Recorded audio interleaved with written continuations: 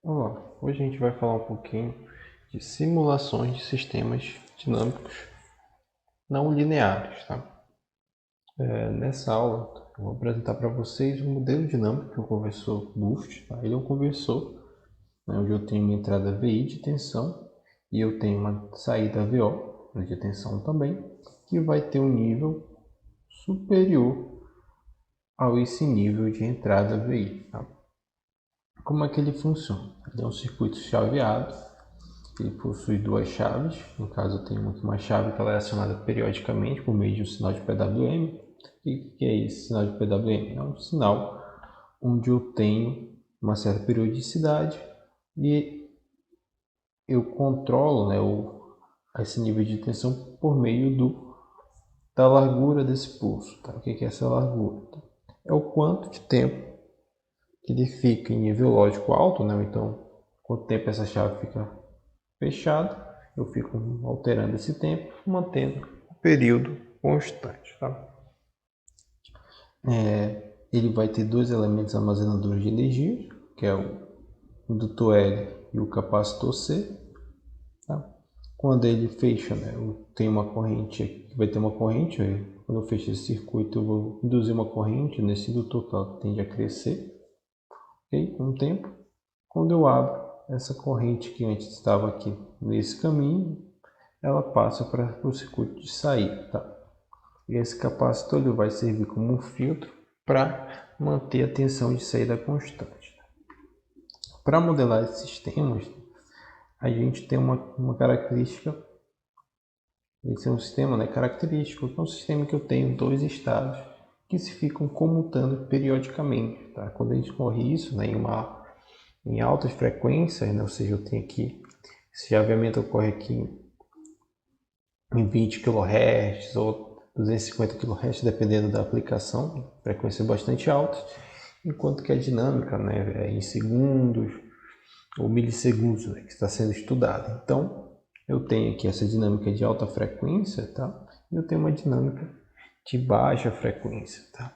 O que vai acontecer? Na dinâmica de baixa frequência, essa representação vai ser a média do que eu tenho aqui desses meus estados. Então, eu vou modelar esse sistema, eu modelo esse sistema, né? Ou seja, quando essa minha chave está fechada, e depois eu modelo quando ela está aberta. E depois eu pego a média desse modelo, levando em consideração o tempo que ela ficou aberta em comparação com o que ela ficou fechada. Ok? O tempo que ela ficou aberta, T1, sobre o tempo, o período dessa onda é um D, tá? Que a gente chama que é o duty cycle, que é o período, né? A fração de tempo que ele vai dar, a percentual do tempo que ele fica fechado. Tá? Então ele é utilizado para a gente calcular essa média. Então, como é que acontece? O circuito fechou, eu modelo, né? Eu calculo minha corrente L e minha tensão do capacitor VC.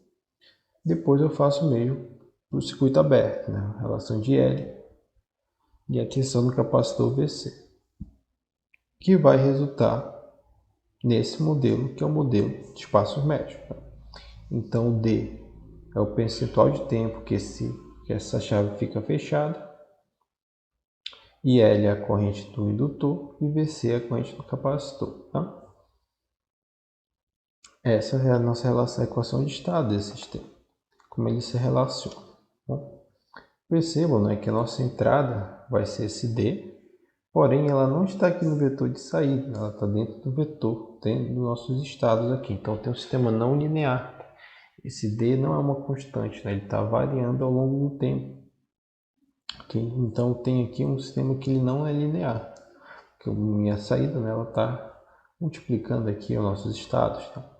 Então, né, eu não tenho, quando eu utilizo lá o MATLAB Simulink, tá? Eu não posso utilizar aqui no Continuous a nossa representação de espaços de estados, porque esse sistema não é linear. Eu tenho que montar ele, né, do zero no MATLAB. Então vamos lá. Okay? Eu tenho aqui o meu sistema. E foi o que eu fiz, né? Como aconteceu? Percebam, né? quando a gente faz a nossa representação, a gente passa os estados, do lado esquerdo a gente tem a nossa derivada. Tá? Então aqui eu não tenho representação do meu estado, eu tenho representação da minha derivada desses estados. Tá?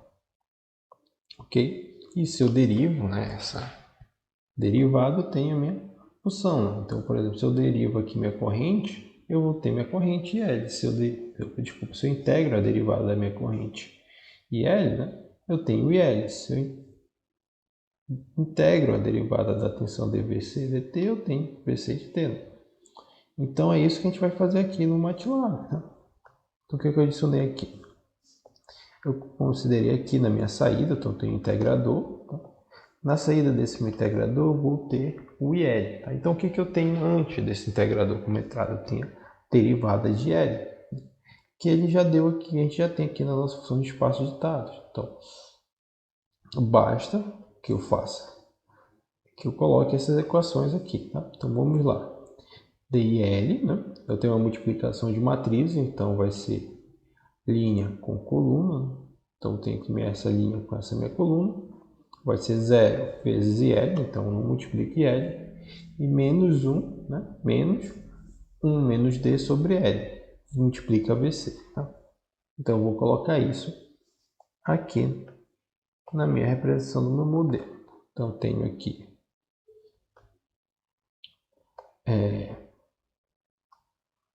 1 menos D, tá?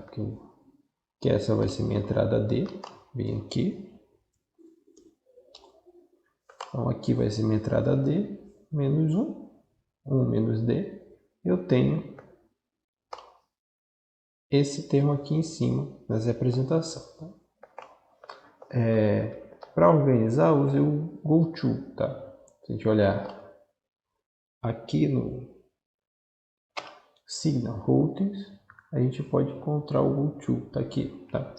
Então ele recebe uma variável, tá? E o from envia essa variável. Então tem aqui um GoTo que está armazenando D1 e um from que está colocando o valor de D1 aqui. Bom, foi isso que eu fiz. Lembrando que esse D1 é 1 menos D, que está dividido por menos 1 sobre L. Né? Então eu fiz essa relação aqui. Tá? E isso está multiplicando IL. Então eu tenho bem aqui a multiplicação de IL não, de VC. Como IL é multiplicado por 0, ele está multiplicando VC. Da mesma forma, fiz o GoTo e o from aqui para a gente. Né? Então tem aqui o VC que está saindo dessa integral. Essa integral aqui é o VC. Então ele vem para esse ponto. Então se multiplicando o som. Tá? Além disso, né, a gente vai ter aqui nosso vetor de entrada para a relação de tensão. Então tem minha tensão aqui, que aí vai ser para a derivada de IL dt, vai ser igual a IL sobre VI. Então, VI sobre L vai ser o outro termo que vai estar somando. E aqui a gente vai ter, né, a nossa derivada de L sobre L no tempo. Então aqui eu tenho essa derivada. Eu multiplico ela, eu integro ela, eu tenho minha corrente IL. Tá? Agora a gente vai fazer para a segunda parte da nossa relação. Eu tenho aqui a derivada da tensão desse capacitor, que é o nosso segundo estado. Então, o que vai acontecer? Eu vou multiplicar esse termo aqui com IL, né? E o seu termo com VC.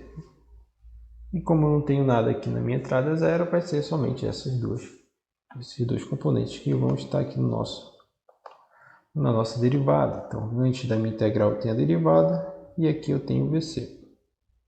Então, da mesma forma, okay? Aqui eu tenho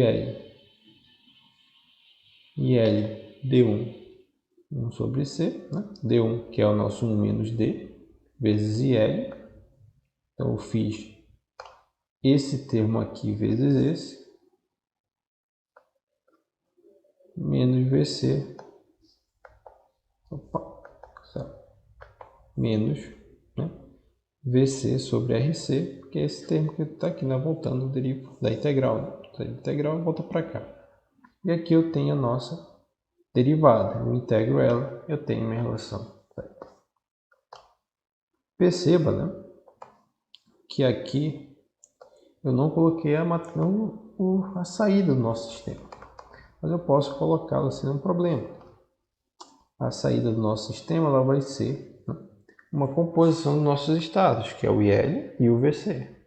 Então, por exemplo, se eu quisesse a minha saída como sendo a tensão do capacitor, basta que eu faça, né,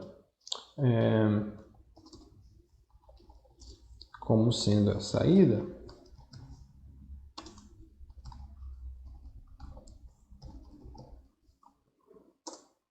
meu Y, ok? O y de t vai ser igual ao nosso C, vai ser uma matriz linha, tá? Já que eu só tenho uma saída. 0, 1, que a nossa saída vai ser a saída de tensão.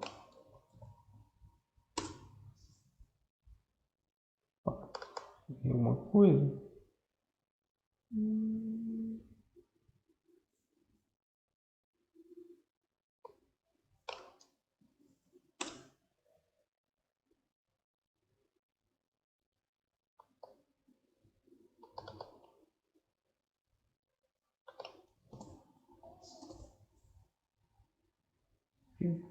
Não ficou aqui, mas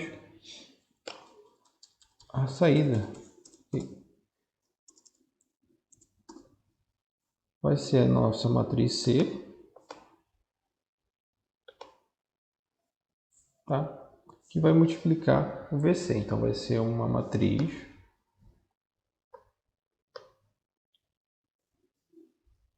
deixa eu colocar aqui mais diferente, que vai ser 0 e 1, tá? Esse 0 vai multiplicar o IL e o 1 vai multiplicar o VC. Caso eu quisesse IL, seria 1 e 0. 1 multiplicaria o IL e o outro multiplicaria o VC. Se fosse, por exemplo, também corrente no resistor, né? A gente pode olhar bem aqui nosso modelo, que a tensão que está sobre o resistor é a mesma tensão que o capacitor. Então a corrente no resistor vai ser igual ao VC, que é nosso estado, dividido pela resistência. Então, dessa forma que eu consigo determinar, né, a saída como sendo a corrente no resistor, tá? Como sendo 0, minha matriz de saída C vai ser 0 e 1 E. Mas para esse problema de controle que a gente vai continuar estudando, a nossa saída vai ser 0, 1.